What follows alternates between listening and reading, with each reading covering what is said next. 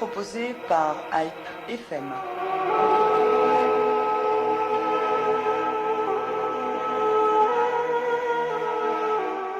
Bonjour, 2015 est derrière nous. Qu'est-ce qu'il en reste de cette année hautement symbolique ? Une année d'action, une année de mémoire, mais également une année de revendication. Nous n'oublions pas que le 29 janvier 2015, la déclaration pan-arménienne prononcée par le président de l'Arménie a haussé le niveau de la revendication arménienne pour s'émanciper du seul champ de la mémoire et atteindre le champ de l'exigence, prenant pour appui le traité de Sèvres et l'arbitrage du président Wilson. Cette revendication est importante car elle revêt un caractère dépassant les clivages. Si les revendications, qu'elles soient territoriales ou d'indemnisation financière ou autres, étaient hier portées par certaines organisations, elles ont pris en cette année centenaire une portée pan-nationale ayant pour slogan « Je me souviens et je demande ». Et là se pose la question sur l'avenir du souvenir comme transmission, reconnaissance et comme revendication. Donc action en France et ailleurs. Durant le précédent quart sur table, il vous a été présenté les actions principales menées en France par Mission 2015 à Paris, à Lyon, à Marseille et ailleurs. Au-delà du bilan, il s'agit pour nous aujourd'hui de comprendre le sens politique, autrement dit, le résultat de ces actions et leur portée. Et comme il a été souvent dit en 2015, que 2015 n'est qu'un nouveau départ pour consolider les acquis et renforcer l'action, nous allons naturellement aborder la question des projets et de l'avenir. L'avenir surtout en France, où la communauté demande depuis déjà quelques années que la loi pénalisant la négation du génocide arménien soit enfin adoptée et validée. Mais la cause arménienne est beaucoup plus qu'une loi de pénalisation. Quels sont donc les autres axes de combat que les Arméniens, d'une manière générale, État et diaspora doivent mener? Telles sont les questions de ce quart sur table que nous soulevons en présence de nos invités, Murat Papazian et Arat Toranyan, les deux coprésidents du CCAF. Alors, tout d'abord, Murat Papazian, pour parler de 2015, nous pouvons commencer par l'évocation de la position de la France et le voyage du président de la République, seul président occidental, en dehors de Chypre, mais je parle des grandes puissances, à être présent en Arménie le 24 avril dernier. Alors, qu'est-ce qui s'est passé réellement pour nous, Arméniens de France, en cette année pour dire, pour l'histoire, que nous avons marqué le coup? Bonjour et merci pour cette invitation.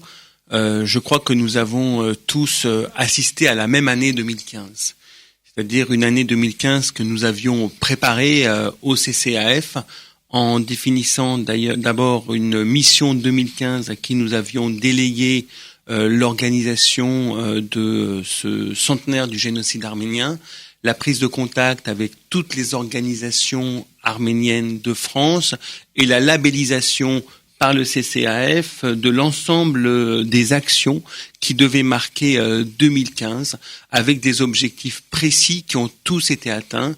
2015 devait être un moment où l'opinion publique, nous parlons de la France, mais c'est vrai pour le monde entier, où l'opinion publique devait prendre conscience de la réalité de la cause arménienne, de nos revendications, de l'injustice que nous avons subie et que, 100 ans après, le gouvernement turc n'avait toujours pas reconnu le génocide arménien. Et donc nous avons réussi un formidable mouvement d'information, d'opinion, de communication, de vérité en 2015.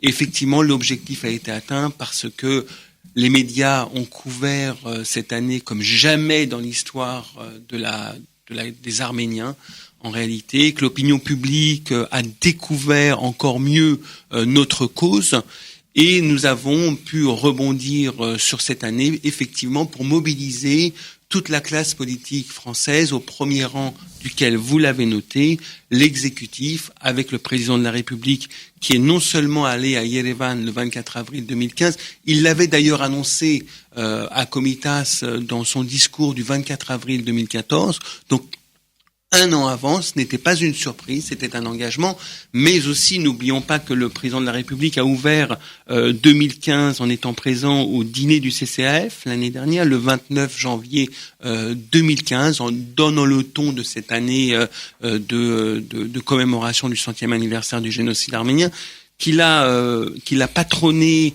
le colloque du CSI sur le génocide arménien à la Sorbonne, qu'il effectivement a participé au 24 avril, qu'il a demandé à son Premier ministre Manuel Valls d'être présent à Paris le 24 avril 2015, que l'ensemble des grands maires, Anne Hidalgo, Gérard Collomb, Jean-Claude Gaudin à Marseille, mais également les maires de Strasbourg, de Toulouse, se sont tous mobilisés. Une action symbolique, mais très spectaculaire avec la Tour Eiffel a été entreprise. La Tour Eiffel n'a pas scintillé, s'est éteinte et n'a pas scintillé ce jour-là. Il y a eu environ une centaine d'ouvrages qui ont été édités. C'est un formidable moment pour la cause arménienne. Mais sur cette année 2015, il y a également un autre événement qui est important. Ça a été le procès Perinchek. Nous pourrons en parler probablement dans la suite de l'émission. Mais le CCF a demandé au président de la République que la France soit tierce partie aux côtés de la Suisse, de l'Arménie, du CCF, de la Fédération des droits de l'homme turque, de la FIDH, de la LICRA, contre le gouvernement turc et Perinchek, et le président de la République a accepté effectivement la demande du CCF. En règle générale, que montre effectivement cette année 2015, c'est un miroir assez intéressant, c'est que le CCAF et les organisations qui le composent sont très mobilisés, très mobilisés sur la cause arménienne, la défense de notre cause et la représentation de la communauté arménienne auprès des pouvoirs publics. Et ça, c'est une mission qui est fondamentale.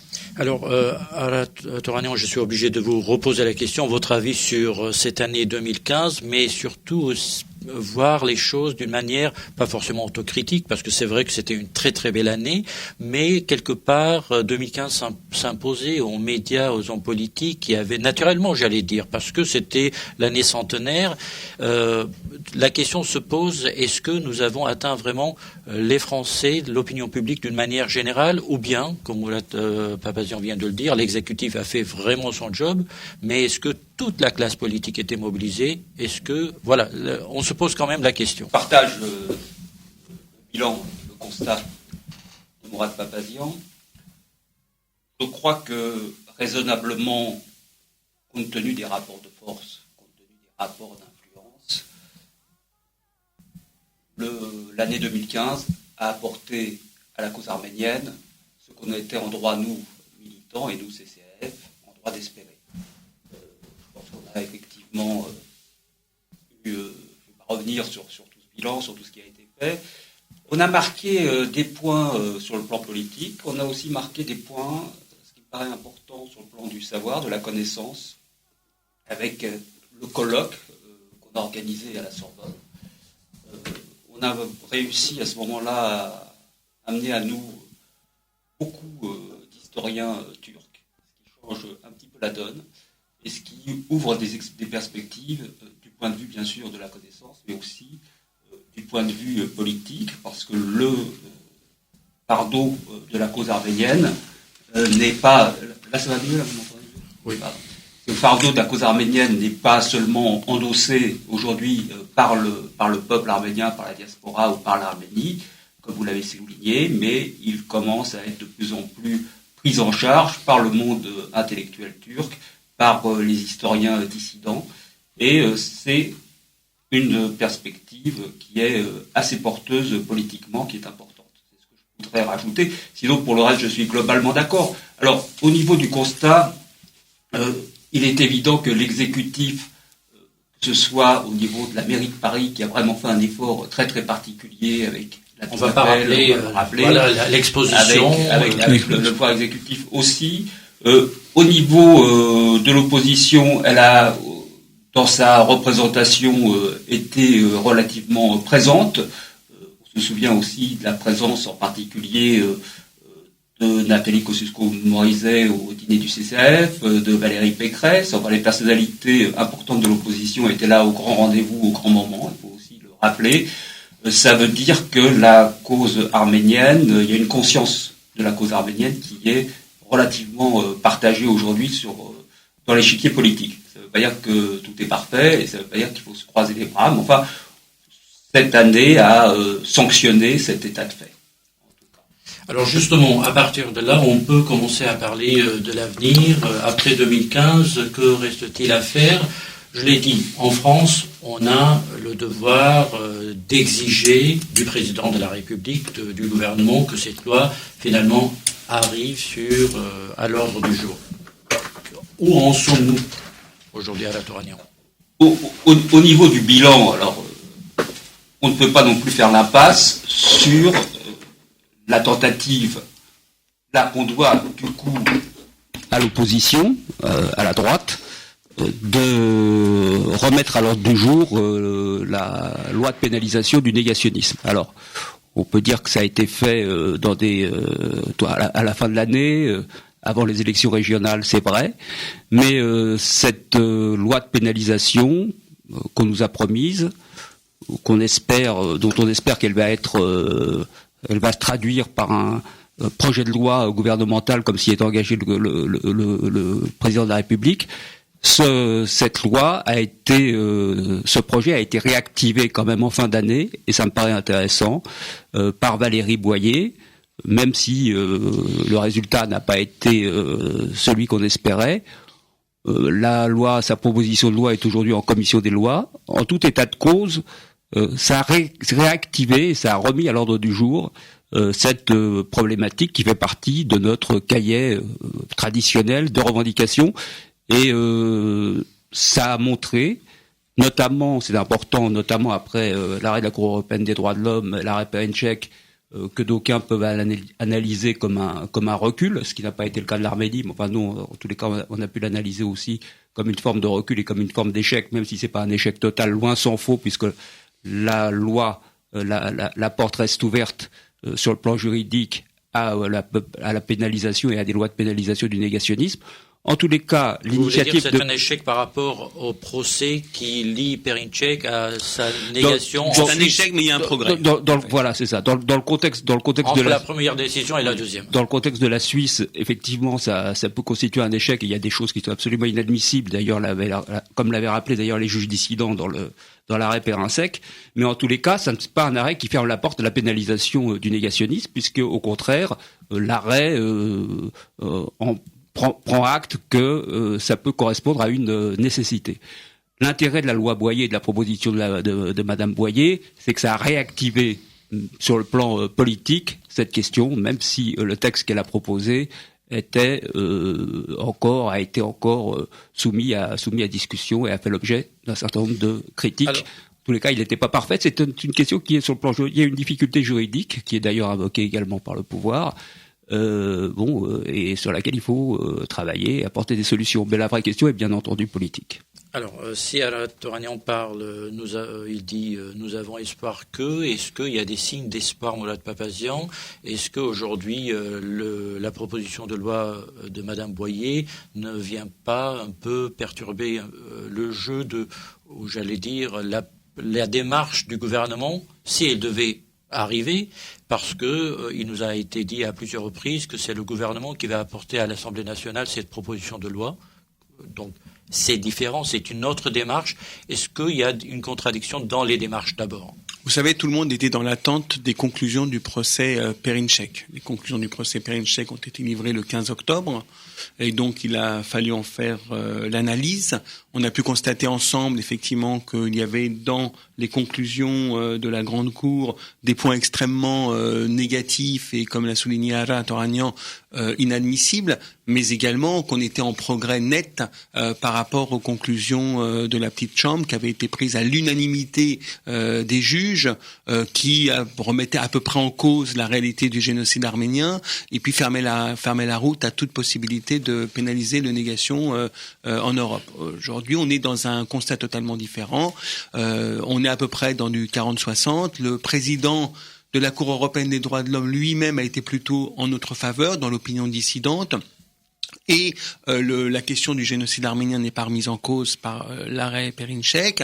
Et d'autre part, effectivement, comme l'a souligné Ara, Il est écrit à plusieurs reprises dans le texte, dans les conclusions, que cet arrêt n'hypothèque pas les possibilités de pénalisation de la négation du génocide arménien dans d'autres pays européens, du Conseil de l'Europe. Donc, nous en prenons acte et quelques jours après la diffusion des conclusions du 15 octobre, nous étions dans le bureau des conseillers de l'Élysée avec Aja Toranian et Armen Kouyumjian pour relancer effectivement cette question du projet de loi promis par le président de la République lorsqu'il était en campagne, mais lorsqu'il a été président, il l'a répété à plusieurs reprises, y compris Valentin Gabriela en Turquie. Lorsqu'il est allé en Turquie en janvier 2014, il a rappelé qu'effectivement, il y avait nécessité à mettre en place une loi. Donc, évidemment, nous ne sommes pas... À ce moment-là, il parlait de la décision cadre européenne qui était une éventualité. Voilà, donc ce sera peut-être ça sera peut-être autre chose. En tout cas, ça sera une loi, un texte qui devra nous protéger. Donc, une extension de la décision cadre de l'Union européenne ou autre chose, en tout cas, devra nous protéger. Donc, nous sommes très vigilants sur cette question-là. Nous sommes sur cette question depuis 2006, c'est-à-dire 10 ans. Elle fait partie de notre quotidien politique. Elle fait partie, effectivement, de toutes les discussions qu'on a depuis 10 ans avec l'ensemble des leaders politiques, qu'ils soient de droite, quand ils étaient au pouvoir, ou de gauche, quand ils étaient en opposition, ou inversement. Aujourd'hui avec le pouvoir, mais également avec des représentants de l'opposition. Ça fait partie de notre priorité. Donc, nous n'allons pas lâcher. Le fait que quelques jours après le 15 octobre, nous étions encore à l'Élysée pour travailler sur cette question, marque effectivement que la question est à l'ordre du jour, également de l'action du président de la République. Donc, nous avons un dîner du CCAF le 28 janvier prochain. Des choses seront probablement annoncé ce jour-là. C'est un moment important pour la communauté arménienne. Il ne reste pas beaucoup de temps pour ce désormais dîner annuel du CCAF, donc qui se déroule le jeudi 28 janvier cette année. C'est un moment où tout le monde se retrouve, le gouvernement, le président de la République, les ministres, des représentants de l'opposition, des intellectuels, des représentants d'autres communautés qui sont là. C'est un moment pour nous, effectivement, de faire passer des messages important. En réalité, c'est un dîner de relations publiques, de relations politiques, un dîner de lobbying qui permet effectivement au CCAF de permettre à la communauté arménienne d'exister dans la sphère publique. Ça, c'est très important. Donc, où nous en sommes, tout le monde travaille. Valérie Boyer travaille, le gouvernement travaille, le CCAF travaille avec ses juristes. Alors, est-ce qu'il y a une concertation entre Valérie Boyer et le CCAF ou ce sont des démarches personnel, j'allais dire, parce que Madame Boyer est très engagée dans la cause arménienne et elle fait son devoir. Mais après, la question se pose de la concertation. On doit la vérité. La vérité, c'est que Valérie Boyer a peu consulté le CCAF ou s'est peu coordonné avec le CCAF. Dans la dernière phase, nous l'avons rencontré. Nous avons même organisé avec Ara une réunion dans le bureau de Bruno Leroux, qui est le président du groupe socialiste, donc le groupe majoritaire à l'Assemblée nationale, pour trouver un moyen que le texte ne soit pas, battu, lorsqu'il a été présenté. Le texte n'a pas été battu. Le texte a été reporté en commission des lois pour examen parce qu'en réalité, la préparation était véritablement insuffisante et je crois que Valérie Boyer elle-même l'a concédé puisque 48 heures avant le dépôt avant la discussion, il y a encore eu des modifications sur le texte.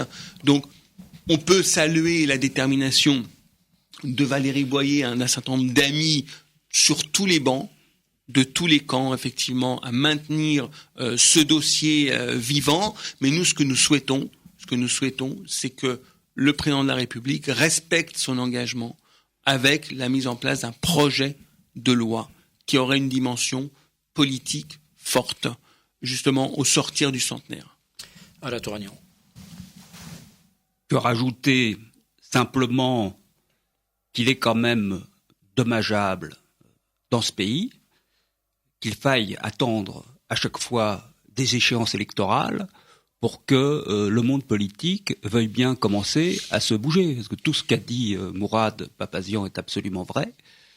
Il n'empêche qu'on a énormément critiqué Nicolas Sarkozy dans le mandat précédent parce qu'il a commencé à s'activer et à proposer la loi en fin de mandat, ce qui a donné lieu à des accusations en disant que ça prêtait le flanc à un électoralisme qui n'était pas un électoralisme de bonne aloi sur un sujet aussi sérieux et aussi fondamental en ce qui concernait les Arméniens, en ce qui concernait aussi les normes de tolérance par rapport au processus génocidaire. C'est pas des choses avec lesquelles on joue, et il y a quelque chose effectivement d'un petit peu, je dirais pas indécent, mais dommageable en tous les cas que ce soit utilisé simplement en période avant les élections. François Hollande nous a promis cette loi. C'est vrai qu'il y a eu des échéances qu'il fallait peut-être respecter, en particulier celle de l'arrêt Perrin-Sec qui faisait peser une hypothèque sur le projet de loi. Il fallait peut-être attendre. Je dirais que, en tout cas maintenant, cet arrêt est derrière nous et il faut qu'on arrive à avoir une loi qui ne soit pas en 2017, au mois de janvier, qui n'arrive pas au mois de janvier 2017 ou au mois d'octobre 2016. Il faut que ça aille très vite maintenant, sinon on va se retrouver dans un cas de figure qui est effectivement regrettable, qu'on avait critiqué en période Sarkozy et qui risque de se reproduire de la même manière cette fois-ci. Donc la discussion, bien sûr, elle a lieu avec l'Élysée, elle a lieu avec les pouvoirs publics. Nous avons un niveau, une qualité d'écoute dont on ne peut pas se plaindre, qui n'a probablement jamais été aussi forte, sauf en fin de mandat de Nicolas Sarkozy, où c'était aussi très important et il y avait une vraie prise en compte du CCAF par l'Élysée, mais également par un certain nombre de ministères. On avait eu à ce moment-là, en particulier, des réunions régulières avec le ministère de la Justice. Donc, en tout cas, la communauté arménienne est prise en compte aujourd'hui par les pouvoirs publics, mais il faut qu'on arrive à des résultats maintenant très vite. Il faut que ça soit dans les 3 mois ou dans les 6 mois. Sinon, on va se retrouver dans des cas de figure. Et franchement, ce qu'on demande au niveau de la pénalisation du négationnisme, ça mérite mieux que ça. Alors, cette loi, c'est un point parmi tant d'autres quand on évoque la cause arménienne. La cause arménienne, certes, elle est très large. Aujourd'hui, la question du Ralapar fait partie de la cause arménienne. Mais si on s'arrête un instant sur la partie génocide, revendication, exigence, que faut-il, comment peut-on définir la cause arménienne? On va évoquer le Ralapar, on va évoquer toutes les questions dans un sens plus large de la cause, mais tout ce qui touche aux relations des Arméniens avec l'histoire et les relations du passé à la Turquie, etc., comment peut-on donner un sens, une définition à la cause arménienne? Sans rentrer maintenant dans les définitions qu'on peut avoir de la cause arménienne, il est important, on a devant nous la nécessité que la Turquie fasse son travail de mémoire, qu'elle reconnaisse le génocide arménien, qu'elle le répare. Aujourd'hui, les réparations sont une priorité pour le peuple arménien dans le cadre du processus de résolution de la cause arménienne, et il y a nécessité pour on a peu d'espoir avec ce pouvoir Erdogan. On voit de quelle manière il s'est radicalisé, on voit de quelle manière il a conduit la Turquie vers la régression politique, on voit de quelle manière il joue un jeu trouble, profitant de sa situation géopolitique et géostratégique dans le conflit du Moyen-Orient. On voit très bien de quelle manière Erdogan veut conduire et la manière dont il traite effectivement les Arméniens. Donc on a peu d'espoir avec ce pouvoir-là, mais on a de l'espoir que ce pouvoir puisse à un moment donné exploser et qu'arrive en Turquie sous la pression de la société civile, des intellectuels et de la jeunesse. Puisqu'il est important, un sondage a été diffusé il y a quelques mois, 30% des 18-24 ans reconnaissent aujourd'hui le génocide arménien en Turquie. C'est pas rien, c'est un bon signal en fait pour l'avenir. Donc cette question de la reconnaissance du génocide, de la réparation surtout du génocide arménien, et sur le fait que la Turquie ne soit plus un élément de nuisance par rapport à l'Arménie, par rapport au Karabakh, c'est extrêmement important. Par rapport à ce que nous avons, nous, à faire ici en France, je crois que on a la chance, la communauté arménienne a la chance unique dans le monde d'avoir une structure de représentation et d'union qui la représente de manière assez forte en France, auprès des pouvoirs publics, mais auprès de tous les leaders d'opinion, de la classe politique, de toutes les représentations. nous devons être encore plus vigilants sur les questions des relations entre la France et la Turquie, entre la France et l'Azerbaïdjan, sur la question de la reconnaissance du Haut-Karabakh, c'est quelque chose de très important. De plus en plus de parlementaires, d'hommes politiques, de droite et de gauche se rendent au Haut-Karabakh et se rendent compte effectivement que ce peuple est en danger tous les jours et qu'en réalité que le cessez-le-feu fait plus de dégâts que la période de guerre. Il y a plus de morts pendant la période du cessez-le-feu que pendant la période de guerre. Donc là aussi, il est important que effectivement le CCAF puisse être un peu plus présent encore. Nous le sommes auprès du président de la République, au Quai d'Orsay, voilà. Donc nous le sommes, mais encore plus en cette année 2016, parce que nous pouvons avoir des craintes sur une reprise des hostilités au Haut-Karabakh, vu la manière dont l'Azerbaïdjan s'est armé depuis ces dernières années, et donc nous tirons la sonnette d'alarme en permanence, mais je crois qu'il faut continuer à le faire. Il y a beaucoup de chantiers aujourd'hui, et des chantiers de très très haut niveau. En réalité, on a en face de nous, qui est-ce qu'on a en face de nous? On a en face de nous l'État turc, on a en face de nous l'État d'Azerbaïdjan, on a des grosses puissances, des gros intérêts également financiers, et je trouve que lorsqu'on fera le bilan, en fait, on se rendra compte que la communauté arménienne mène une action qui est une action qui donne des résultats. Alors, Touragnan, donc, on peut revenir à la définition, si vous le souhaitez, de la cause arménienne et surtout pour parler de stratégie. D'abord, une question se pose chez les Arméniens pour dire 2015 est passé, quelles sont les étapes suivantes et que doit-on faire? Moi, citoyen français d'origine arménienne, j'ai un devoir vis-à-vis de cette cause. Que dois-je faire? Qui décide? Est-ce qu'il y a une concertation entre l'État arménien et, pour le cas français, le CCAF pour mener une action commune avec un partage de rôle? Comment ça se passe? Je compléterai le bilan qu'a fait Mourad, avec lequel je suis en grande partie d'accord, même 100% d'accord.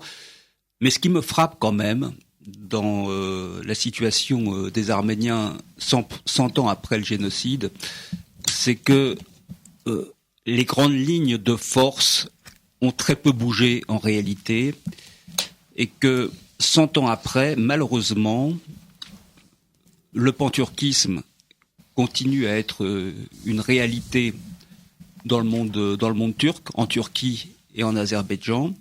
Et 100 ans après, l'existence des Arméniens sur leur territoire historique continue à être menacée, et c'est dans la précarité et c'est avec une épée de Damoclès que continuent à vivre les Arméniens sur ceux qui ont encore un peu de leur territoire historique sous leurs souliers.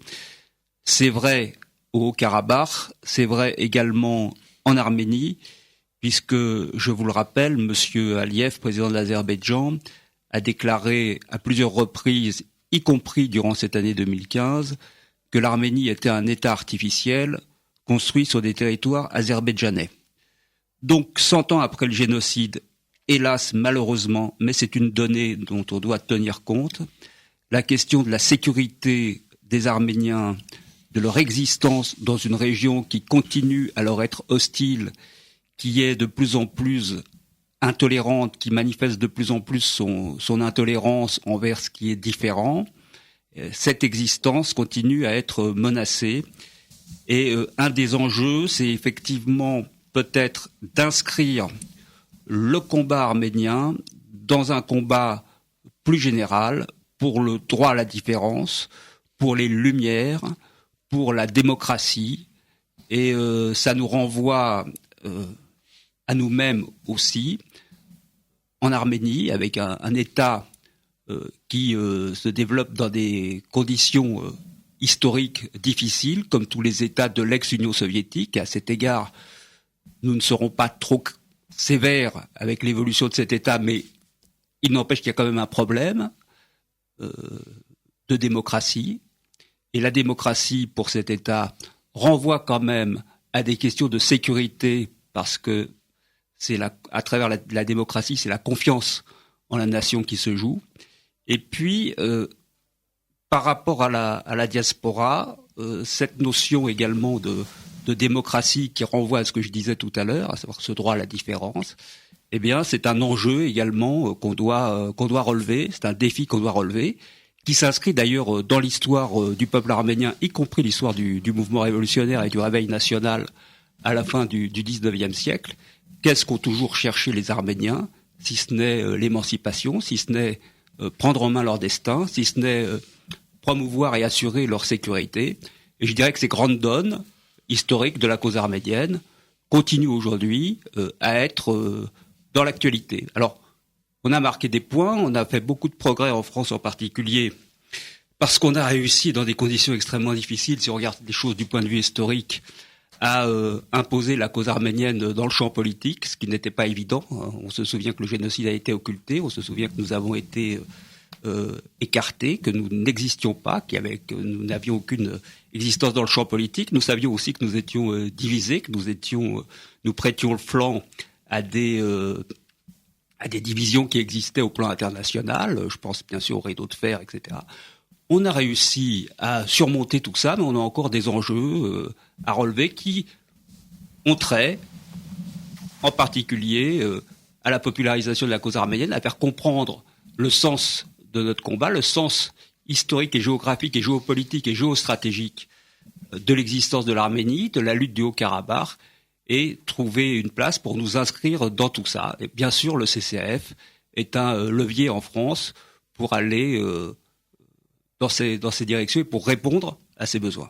Alors, l'analyse est là, mais la question qui se pose, c'est que faire à partir de cette analyse? Quelles sont les actions du CCAF, mais aussi des organisations, des partis politiques? Parlons de la France, mais peut-on généraliser à toute la diaspora? Je posais la question par rapport aux relations de l'Arménie avec la diaspora. Dans le passé, on entendait parler de rencontres entre les organisations de défense de la cause arménienne et le ministère des Affaires étrangères d'Arménie. Est-ce que ce genre d'initiatives sont à l'ordre du jour? Est-ce qu'il y a un plan pour l'ensemble des Arméniens pour les 10 années à venir? Comment ça se passe? Vous voulez que je vous réponde? Oui, tous les deux. Je crois que l'Arménie a besoin de la diaspora et l'Arménie fera tout son possible pour que la diaspora se soude autour d'elle. Et c'est bien, c'est ce qu'il faut faire.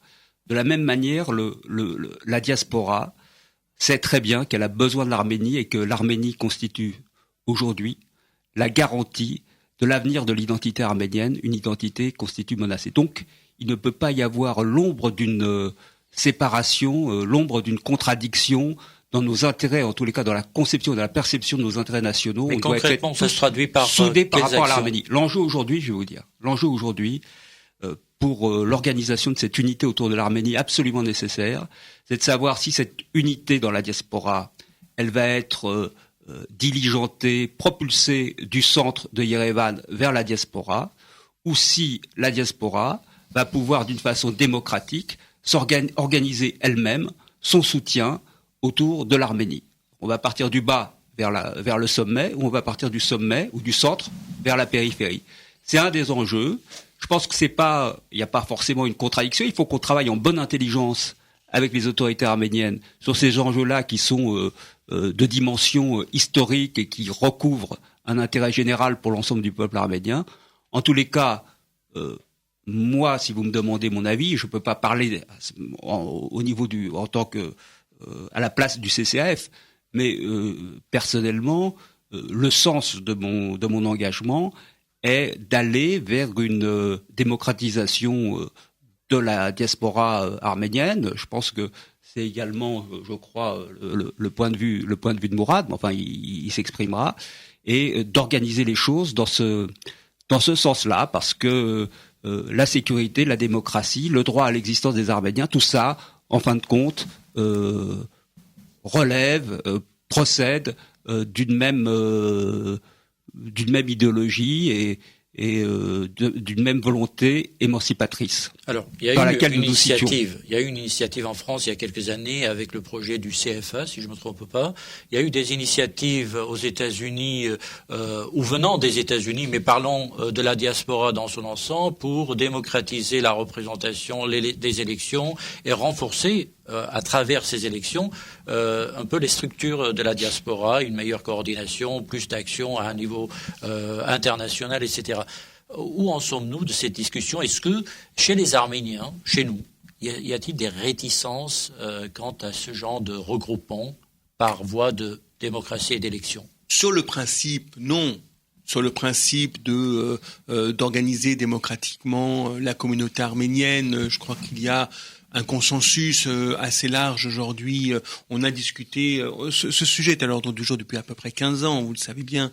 On en a discuté ces dernières années au sein du CCF. On a pris notre temps parce qu'en fait, il est important que toutes les composantes de la vie communautaire arménienne puissent être impliquées dans la réflexion, dans le débat, dans la prise de décision. Donc, c'est un sujet qui doit nous permettre de nous exprimer largement, et on s'est exprimé pendant 2 ans à peu près, voire 2-3 ans, assez largement, régulièrement, parce que c'est un sujet sérieux. Au-delà de l'idée qui est louable et que nous avons portée largement depuis, je vous le dis, à peu près 15 ans, il y a la nécessité d'une mise en œuvre qui soit une mise en œuvre opérationnelle, sérieuse, mobilisatrice pour l'ensemble de la communauté arménienne et qui puisse finalement aboutir au résultat. Le résultat, c'est quoi? C'est le rassemblement de plus en plus de compétences dans la vie communautaire arménienne, mais que on dépasse la vie communautaire justement.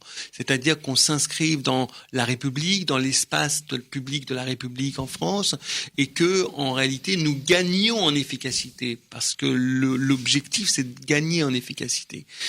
Donc nous continuons à en discuter. C'est un sujet sur lequel tout le monde n'est pas d'accord quand on rentre dans les détails, mais on sait que le diable est souvent dans les détails. Sur l'idée même d'organiser plus démocratiquement la communauté arménienne, tout le monde est d'accord. C'est ensuite que les choses se complexifient un petit peu.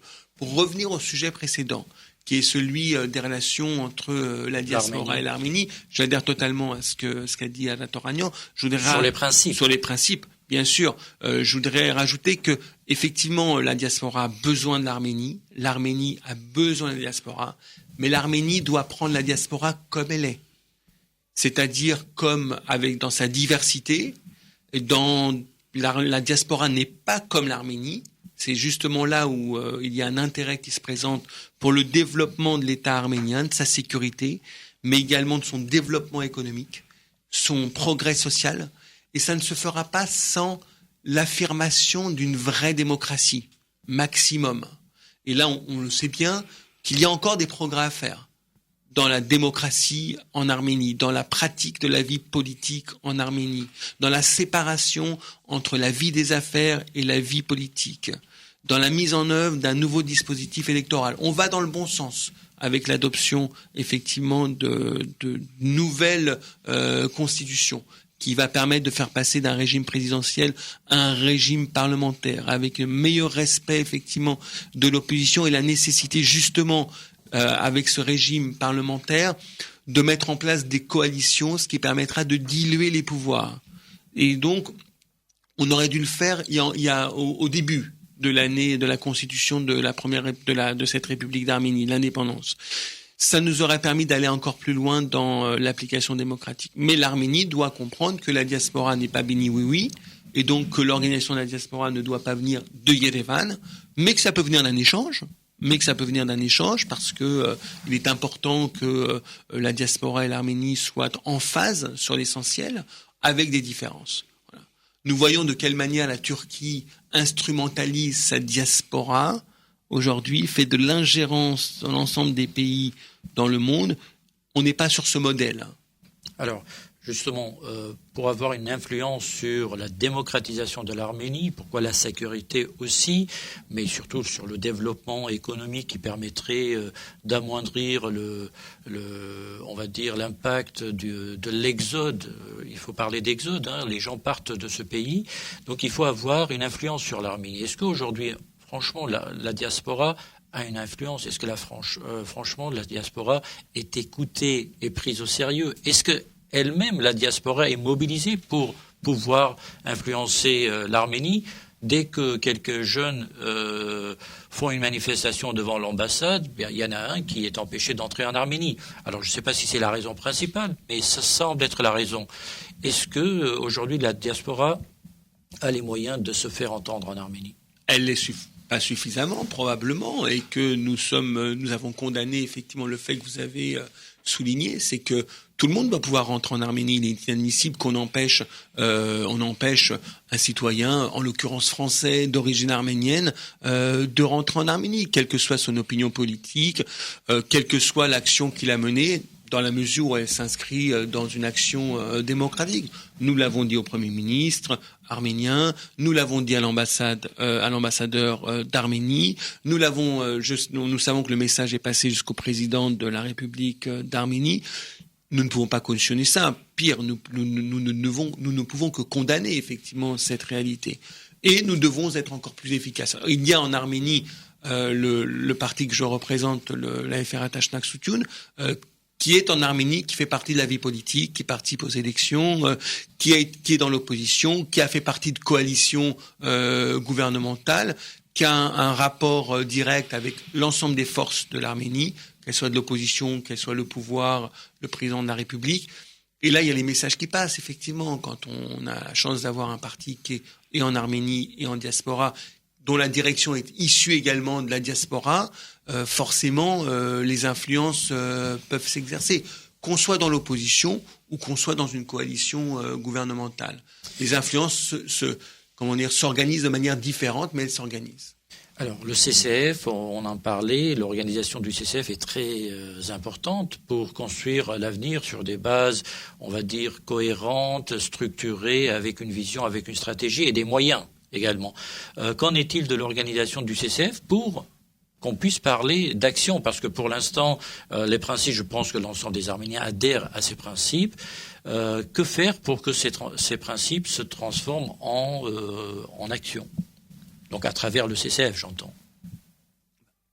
Déjà, bon, pour revenir, je crois qu'il faut revenir sur ce qu'a dit Mourad en ce qui concerne cette personne qui a été interdite d'entrer d'une manière, à notre avis, scandaleuse en Arménie. Chandos Keretchian, il faut nommer son nom. On peut être d'accord ou ne pas être d'accord avec son mouvement. En tout cas, c'est une organisation et c'est un mouvement qui mène son action dans les limites de ce qui est autorisé en démocratie. C'est des manifestations devant l'ambassade d'Arménie. On peut être d'accord ou pas d'accord avec le mode, mais c'est un mode d'expression démocratique.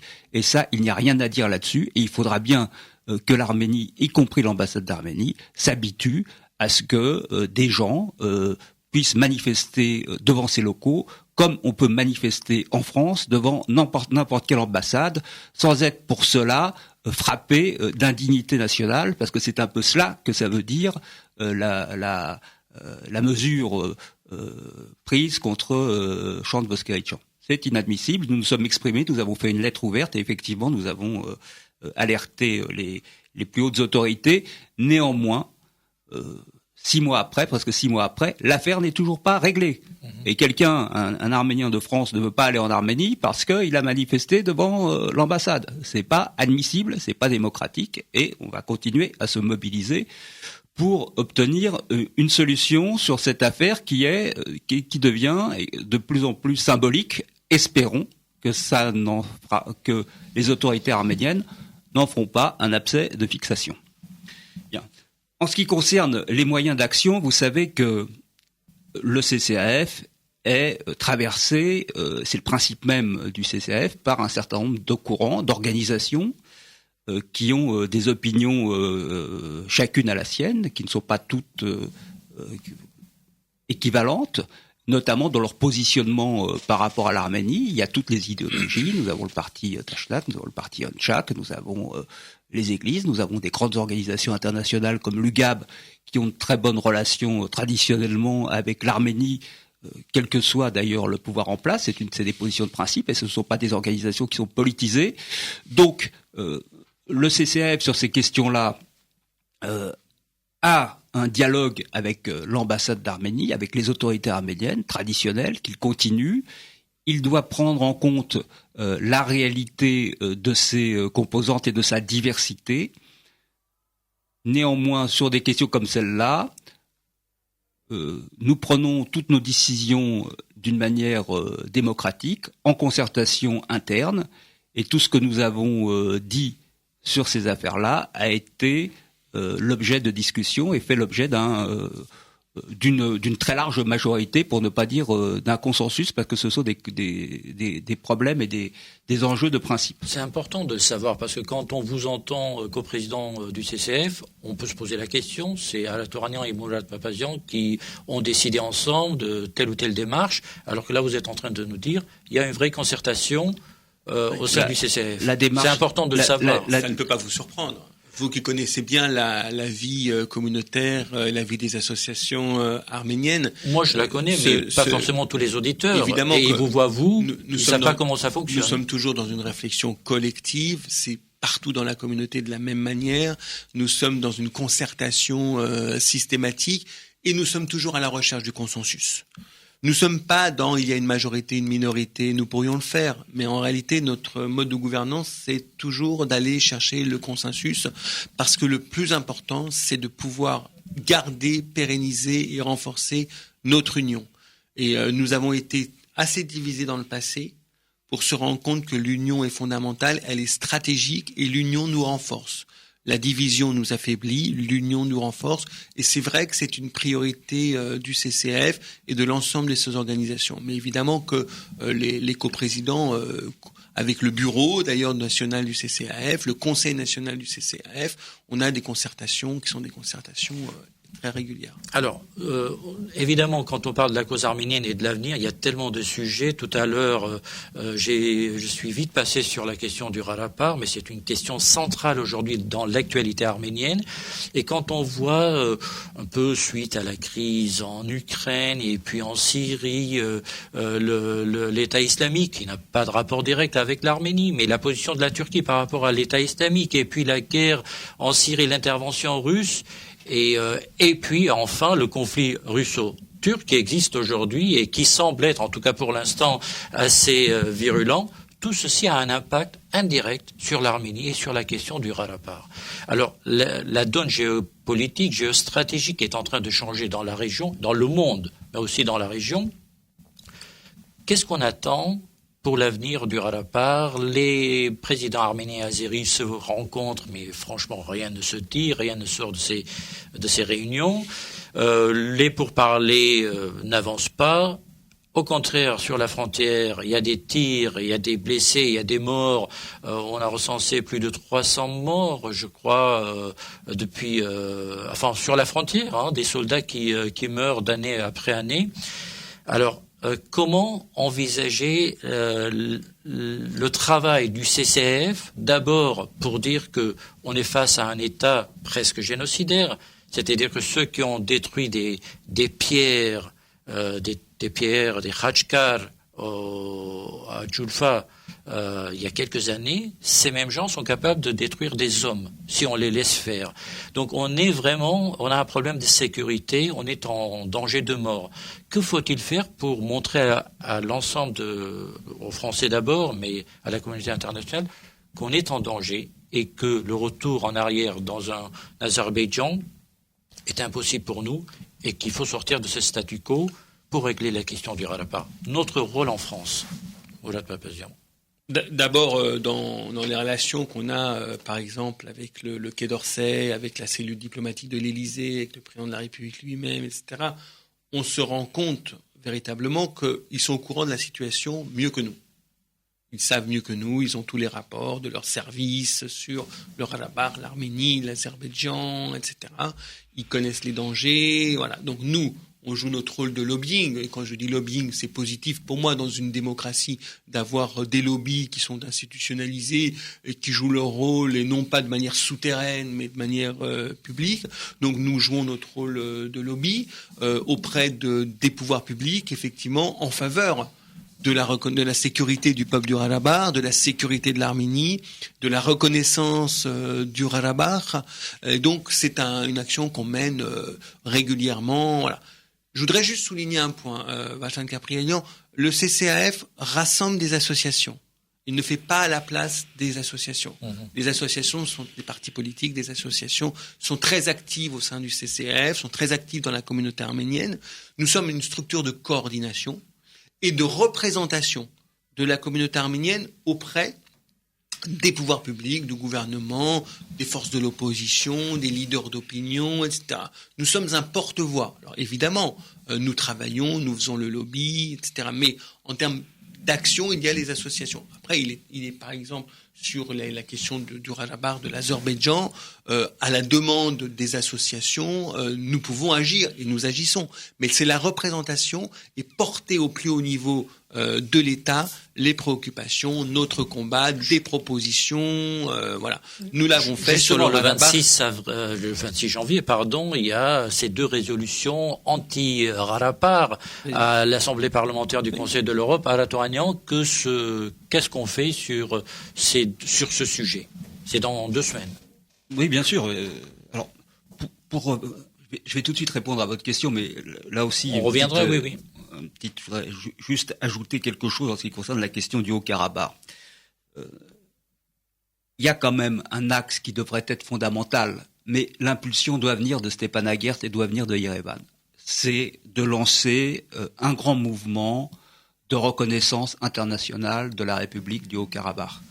On ne peut pas le décider, nous, même si, bien sûr, on est en faveur de cet objectif, à la place des autorités locales.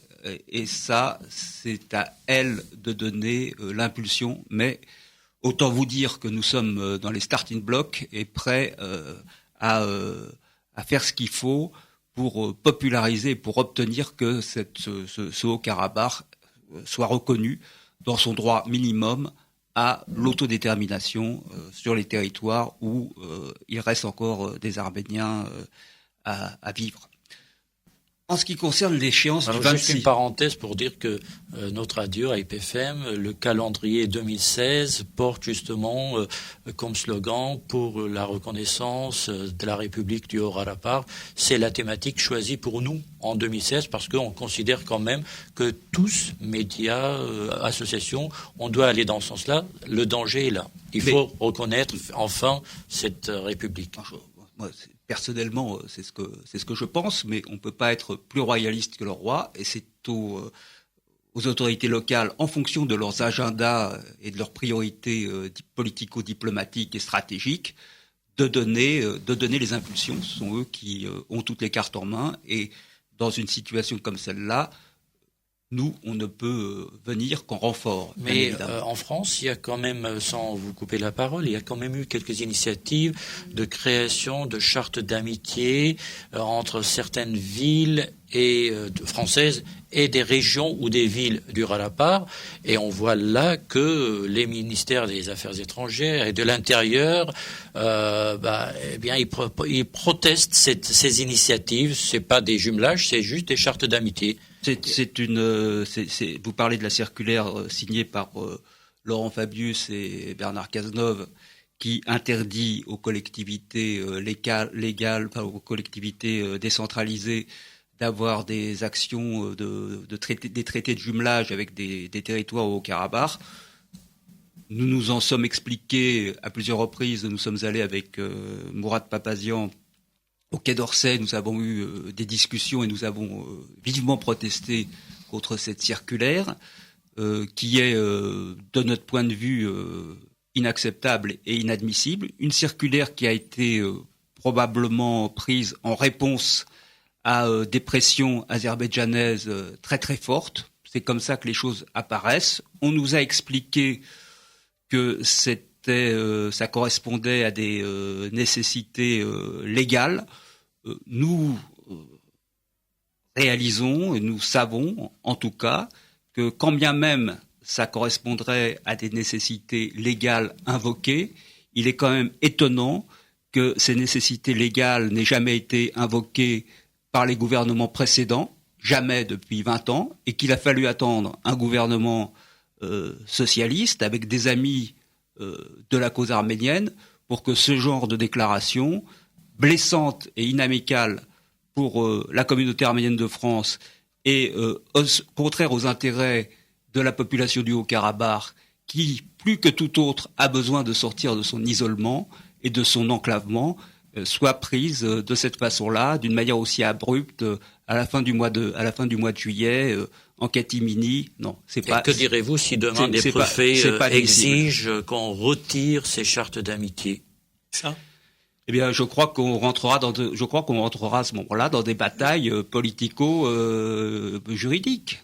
Voilà, et de mobilisation. Le sujet n'est pas là. En réalité, le gouvernement ne peut pas demander aux collectivités locales de retirer on est dans un pays de droit en France. Ça ne se fait pas comme ça. C'est-à-dire qu'il y a l'autonomie des collectivités locales à conclure effectivement des partenariats avec qui elles souhaitent. Le gouvernement, lui, doit respecter le droit international. Le droit international dit, hélas, qu'on ne peut pas avoir de relations avec des États qui ne sont pas reconnus par le pays en question. Hélas, c'est comme ça. Et d'ailleurs, une des conclusions de notre rendez-vous avec les représentants du ministère des Affaires étrangères, c'est de dire, ça suffit, il est temps aujourd'hui que la France s'oriente vers le processus de reconnaissance de la République du Haut-Karabakh. Parce qu'effectivement, on est un État de droit, il y a des tribunaux administratifs, il y a des respects des règles du droit international. Donc aujourd'hui, malheureusement, le Haut-Karabakh n'est pas reconnu. Il est important que ce statut change. Tout à l'heure, vous avez évoqué les négociations depuis 1994. Ça fait 21 ans que ces négociations n'aboutissent pas. Et pourtant, il ne faut pas changer le format des négociations dans le cadre du groupe de Minsk. C'est ce que souhaite faire l'Azerbaïdjan, porter vers l'ONU, où elle aurait une majorité plus forte, etc., etc. La Turquie souhaite également s'impliquer plus fortement dans le cadre de la résolution du problème du Haut-Karabakh. Aujourd'hui, on est dans un équilibre qui est compliqué parce qu'avec deux États, la Russie et les États-Unis, qui ont des intérêts directs dans cette région, et la France qui essaie de jouer un rôle de modérateur plutôt, on est dans une situation un peu compliquée. Maintenant, alors c'est peut-être vrai, transformer cette pression azerbaïdjanaise en France en une reconnaissance obligée, entre guillemets, les autorités françaises à aller vers une reconnaissance. C'est-à-dire que cette pression azerbaïdjanaise peut être l'occasion pour dire ça suffit pour nous, les Arméniens, on ne peut pas arrêter ces chartes d'amitié, et si la loi l'exige, eh bien, transformons ce point faible en... Le gouvernement français n'interdira jamais aux collectivités locales de mettre en place des chartes d'amitié. Demain, on peut faire l'expérience, une collectivité locale, il y aura une déclaration du Quai d'Orsay. Il y aura une déclaration du Quai d'Orsay. Mais le gouvernement français n'a pas annulé les chartes qui ont été signées entre les collectivités locales et le Haut-Karabakh des villes, des régions, etc. N'a jamais annulé. C'est élevé parce qu'à un moment donné, c'est aussi, chacun est dans son rôle. Le Quai d'Orsay est là pour jouer ce rôle diplomatique. Mais depuis le mois de juillet, lorsque la circulaire est sortie, aucune des chartes n'a été annulée. Elle ne peut pas, ce n'est pas possible juridiquement. Oui, on va pas épiloguer là-dessus. Hein. Bon, moi je crois que, comme je l'ai dit tout à l'heure, il s'agit d'un geste politique qui n'a pas été interprété de notre côté comme un geste amical, c'est le moins qu'on puisse dire. C'est sûr. Hein, voilà. Après, sur le plan juridique, on peut toujours discuter. Je suis pas persuadé que des États comme Taïwan, qui ne sont pas reconnus, il y ait aucune action de jumelage avec des villages ou des collectivités ou des communes de Taïwan, de Palestine, d'autres pays. Pour revenir à la question que vous m'aviez posée en ce qui concerne l'échéance du 26 janvier au Conseil de l'Europe, il faut resituer les choses. L'Azerbaïdjan essaye depuis longtemps de changer le format de négociation avec l'Arménie qui passe actuellement par le groupe de Minsk de l'OSCE avec une coprésidence française, américaine et russe.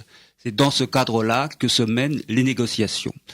Or, l'Azerbaïdjan et la Turquie, qui, pour un certain nombre de raisons, disposent d'une véritable force d'influence sur le Conseil de l'Europe, voudrait changer le portage de la négociation et voudrait faire endosser la négociation non plus par le groupe de Minsk de l'OSCE et cette coprésidence à 3, mais par le Conseil de l'Europe où ils ont une influence qui est beaucoup plus grande et beaucoup plus présente. Influence qui s'est d'ailleurs manifestée par l'adoption au mois de novembre dernier d'un rapport rédigé par un dénommé monsieur Robert Walter, député conservateur britannique, dont la femme, bon, c'est pas un argument, mais c'est une réalité, est elle-même turque, et lui-même, Robert Walter, a obtenu la carte d'identité turque qui lui a été remise par le ministre des Affaires étrangères de Turquie le 25 mai dernier. C'est vous dire qu'on n'a pas affaire à travers lui à quelqu'un qui est un modèle d'impartialité, d'autant plus que si mes informations sont bonnes, en tous les cas, il a été fait état de ça, lorsqu'il était au Parlement britannique, il faisait partie du groupe d'amitié avec l'Azerbaïdjan. Donc voilà la personne totalement neutre, entre guillemets, auquel le Conseil de l'Europe a confié la mission d'établir un rapport, lequel rapport est un rapport pro-azerbaïdjanais caricatural et qui, en guise de solution à la question du Haut-Karabakh, ne mentionne même pas le droit à l'autodétermination, qui fait pourtant partie des principes dits de Madrid, sur lesquels l'Arménie et l'Azerbaïdjan s'étaient mis d'accord pour discuter. Donc ce rapport va revenir à l'ordre du jour le 26 novembre prochain. Malheureusement, on nous a fait savoir que dans la situation actuelle du Conseil de l'Europe, qui montre une certaine perméabilité à la diplomatie du caviar et aux pressions et aux intérêts géostratégiques liés à la Turquie et liés à l'Azerbaïdjan. Malheureusement, le Haut-Karabakh et les Arméniens, avec leurs bons droits, n'ont pas forcément tout l'accueil et tout le poids qui serait en droit de leur être réservé et qui serait en droit d'espérer et d'avoir.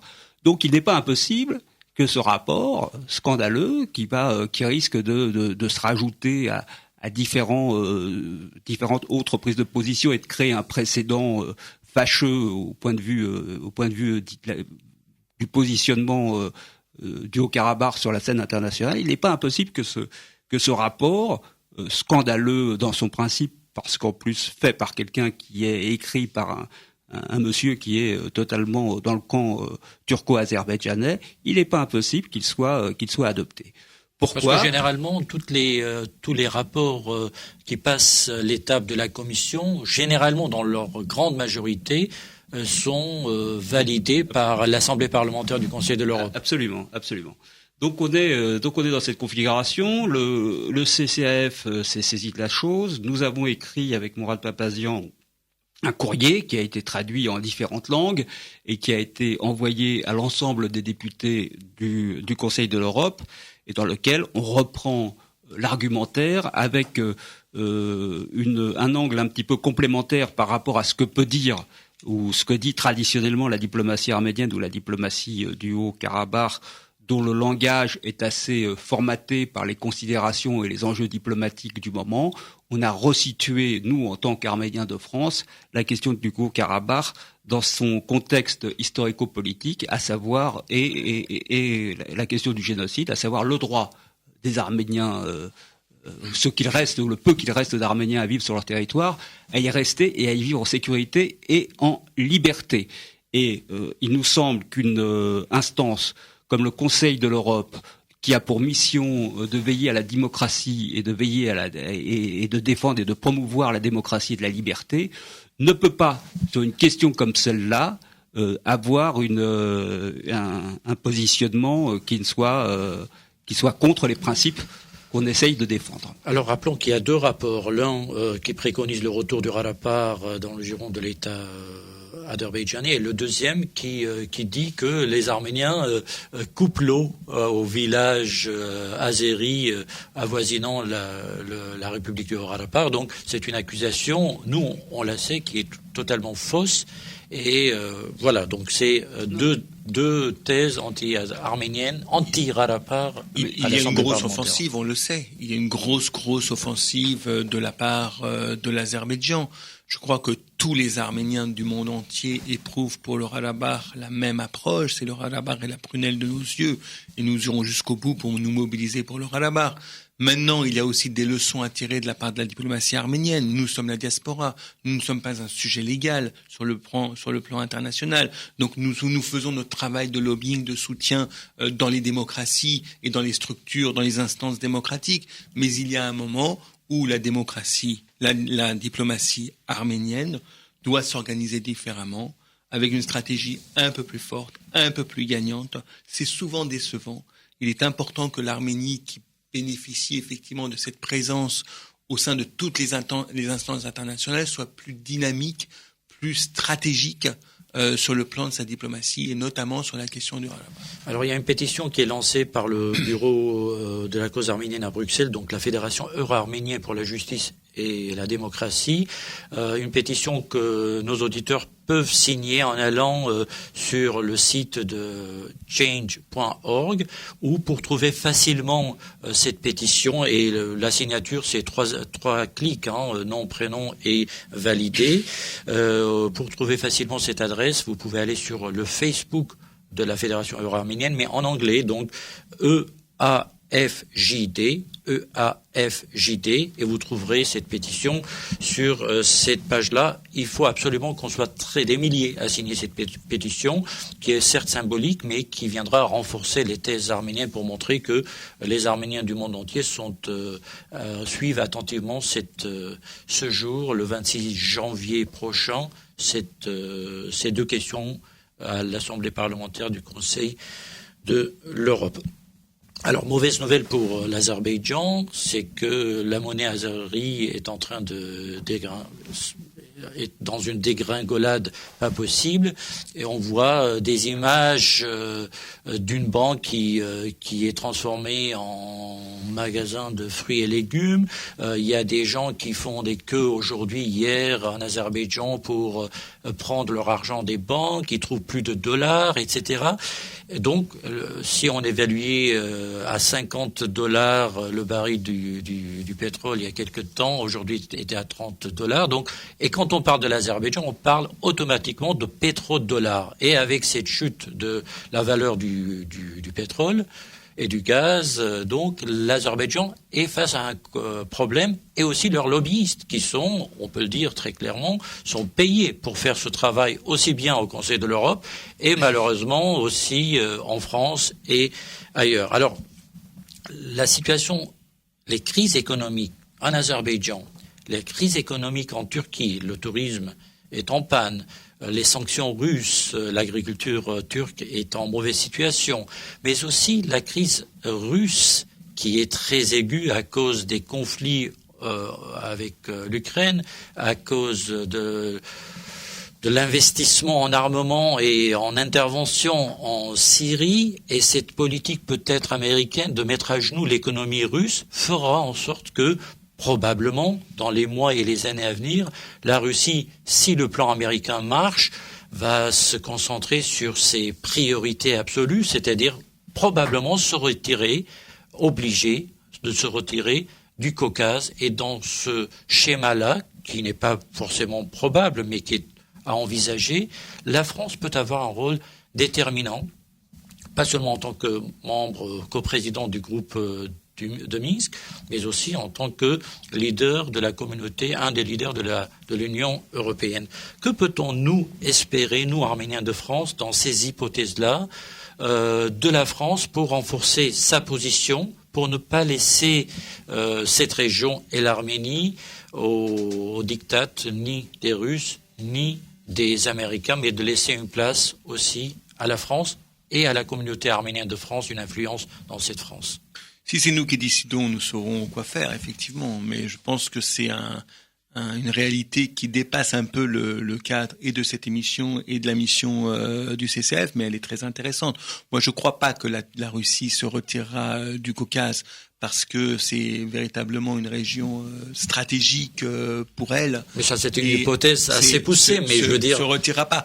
La crainte qu'on peut avoir, c'est que la Turquie, effectivement, la Russie, s'investisse de plus en plus dans le conflit du Moyen-Orient, qui n'est pas un conflit simple, d'accord, où elle devra effectivement mettre de plus en plus de moyens, lever le pied peut-être un peu sur le Caucase sans l'abandonner, et ce qui pourrait être interprété par l'Azerbaïdjan comme le moment choisi pour lancer des attaques sur le Rajabakh, voire sur l'Arménie.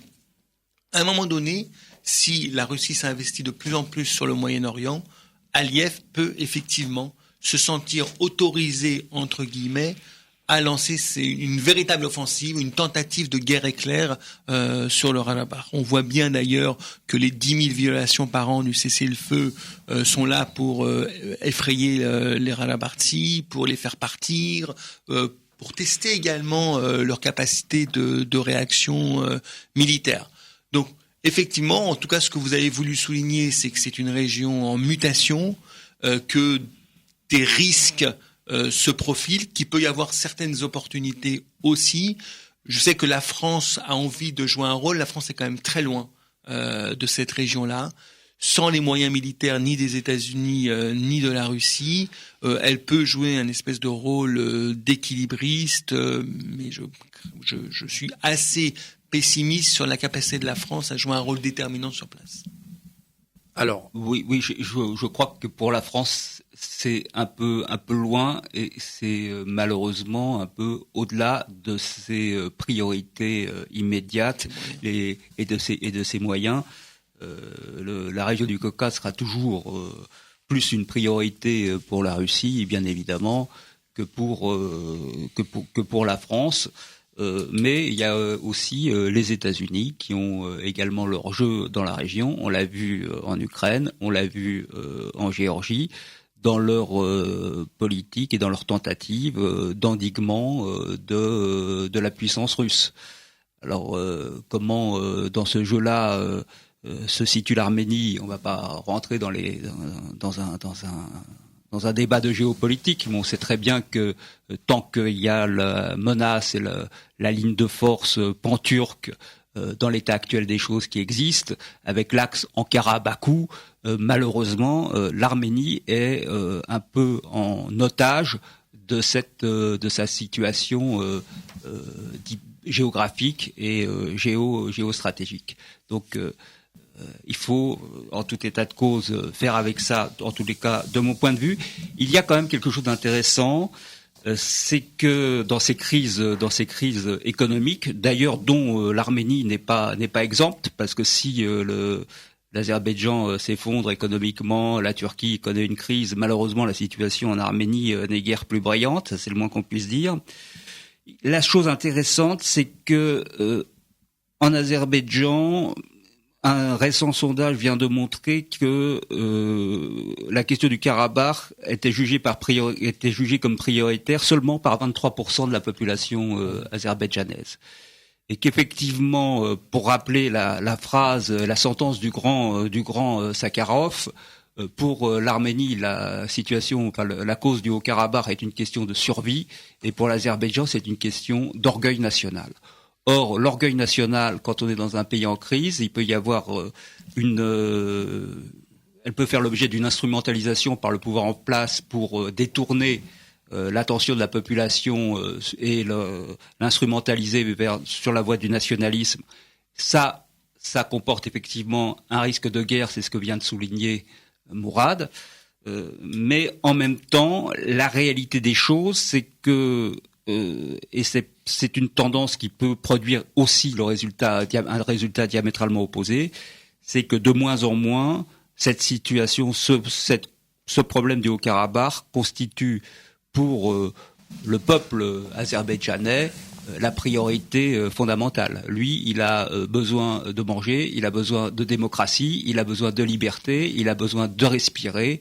Comme n'importe quel peuple, a-t-il toujours dans son ADN politique la volonté d'en découdre avec l'ennemi héréditaire chrétien, arménien, etc.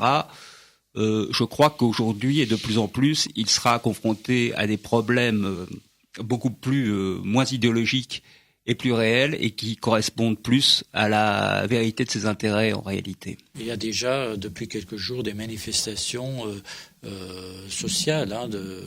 Il y a une crise sociale qui se lève dans ce pays et je pense que ce que vous venez de dire va être conforté par la réalité des jours à venir, c'est-à-dire une crise interne parce que le peuple azerbaïdjanais, malgré la richesse de certains, il y en a plein qui vivent dans la pauvreté absolue en ayant toutes les ressources qu'ils ont sous la terre. Donc voilà. C'est le problème. Contrairement à l'Arménie qui vit aussi des situations difficiles, mais n'a pas les mêmes ressources. C'est le problème des économies pétrolières. On l'a vu avec l'Algérie. Enfin, il y a toute une série d'États comme ça qui bénéficient du pétrole. Pour autant, ça ne leur apporte pas la stabilité et ça n'apporte pas non plus la prospérité à leur peuple. Et ce sont des économies en réalité qui sont biaisées, qui sont faussées, qui ne sont pas aussi fortes qu'on veut bien le dire. Et en même temps, il faut faire un double constat. Le premier, c'est que la préoccupation d'Aliyev n'est pas de satisfaire l'opinion de sa population, la première. Et la deuxième, c'est quand on est en but à des crises sociales, à des crises de politique intérieure, on fait la guerre. On fait la guerre justement pour déporter un peu les préoccupations. Il y a un risque. Pour vous, les deux schémas sont mauvais pour nous. Il y a un risque. Alors, avant de terminer, 2 mots sur le dîner. Quand même, vous en avez parlé rapidement tout à l'heure, Mourad Papazian. Alors, est-ce que on a l'habitude d'en parler avant chaque dîner? Ces dîners c'est une nouvelle tradition qui s'installe dans la communauté, dans la sphère publique. Vous l'avez dit tout à l'heure, la raison de ce dîner, c'est de côtoyer, de rassembler autour d'une table, pour ainsi dire, tous les représentants politiques, des intellectuels. Comment ça s'organise? Qui peut y participer? Est-ce que les membres de la communauté peuvent aussi se joindre à ce dîner? Bien sûr, je l'ai dit tout à l'heure, donc c'est le 3e dîner annuel du CCAF. Il est maintenant institutionnalisé. Donc c'est le moment effectivement de rassembler président de la République, ministres, députés, sénateurs, membres de cabinet, intellectuels, journalistes, leaders d'opinion, des chefs d'entreprise et les membres de la communauté arménienne bien sûr qui peuvent venir au dîner. C'est un dîner ouvert et donc qui se déroule le jeudi 28 janvier à l'hôtel du collectionneur, comme l'année dernière. Qui est rue de Courcelles, qui est un cadre, très prestigieux. Et donc, effectivement, les annonces sont parues dans Nouvelles d'Arménie et dans France Arménie. Je pense que vous pourrez donner également à la radio la manière de se procurer des billets pour participer à ce dîner, qui est un dîner de très très haute tenue et dont on peut être fier, parce que c'est un moment politique aussi pour nous, c'est un moment de relations publiques, de relations politiques et de lobbying. Merci. On a tout dit, ou presque, sur ce dîner et surtout l'analyse de l'année 2015, l'analyse de ce qu'il faille faire pour les années à venir. On l'a dit, rien ne s'arrête avec le centenaire. Au contraire, c'est un nouveau départ pour la cause arménienne. Et nous suivrons évidemment à EPFM toute l'actualité liée à cette cause et aux actions du CCAF. Nos invités étaient Mourad Papazian et Arat Oranyan, co-présidents du CCAF. Merci. Merci à vous. Merci.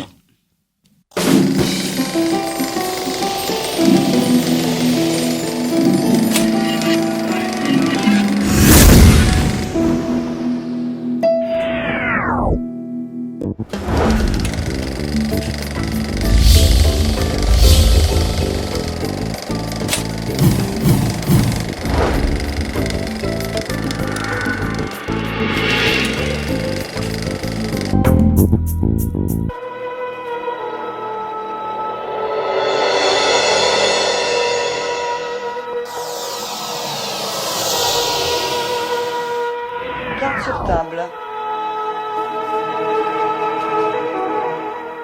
Une émission émission proposée par Hype FM.